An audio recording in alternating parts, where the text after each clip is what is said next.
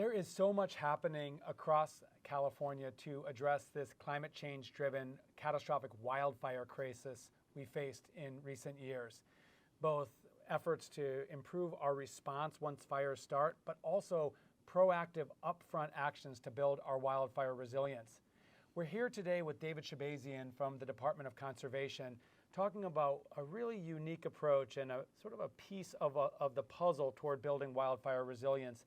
And that is the Regional Forest and Fire Capacity Program, which is known for short as RFFC. David, talk a little bit about this program and why it's important to our overall wildfire efforts. Okay, well, the RFFC program is really about capacity building. It's about bringing people together in a region to get them to get to the table and talk about the priorities they have, to get their forests into a healthier condition, to protect their communities.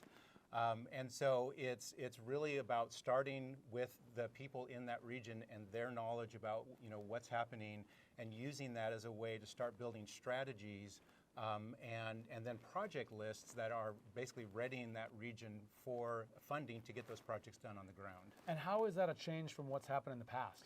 So in the past, what we've seen is there are regions that kind of are ready, but they've only been a handful of regions throughout the whole state of California, which all of our forested areas are at risk. But we've been seeing the money essentially flowing to a few areas in particular that have been ready. They have their project lists. They've been using good science to really build their plans out. And so the money continues to flow into those regions, whereas other regions that are fire prone as well haven't had this capacity to get to the point of having a list of projects that they can submit to either CAL FIRE or the Forest Service for funding. Got it. So we're talking about really helping groups and leaders across California in these very different areas come together and prepare themselves to actually get all this funding that's coming down the pike. That's right. When we talk about these grants, what's the scale that we're talking about? Well, we're in the third year of the program, and the total that's been given to date is $140 million. And just this year alone, we gave out $72 million to 15 grant recipients. And is this sort of a one-size-fits-all grant, or does it customize based on the needs of the regions? It's definitely customized to the region, so it's very flexible. The region can use it however they think they need to. And the beauty of this is, I kind of think of this as an assembly line. So you kind of have to take steps to get yourself to be project ready. And some regions are there, but other regions are having to start from the beginning, just bringing people together, getting them at the same table, starting to have a conversation about the risks and the opportunities, and turning that into a plan.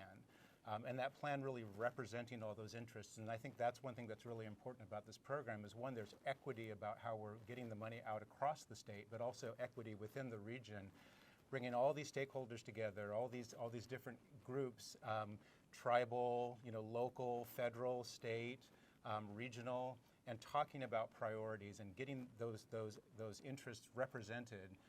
And then putting that plan together. And it's those governments, the local governments, the tribal governments, the community groups that know their landscapes best. That's right. I talk a lot about the best ideas are often not found here in Sacramento or Washington, D.C., That's right. but across local communities. And this is all about that empowering local communities. Right. What does success look like in coming years if RFFC does what we want it to do? Well, the main thing that we're driving toward is having the impact of this program really cross generations. We want to see this, as them building living documents, that these partnerships, really last and they grow and new stakeholders come to the table.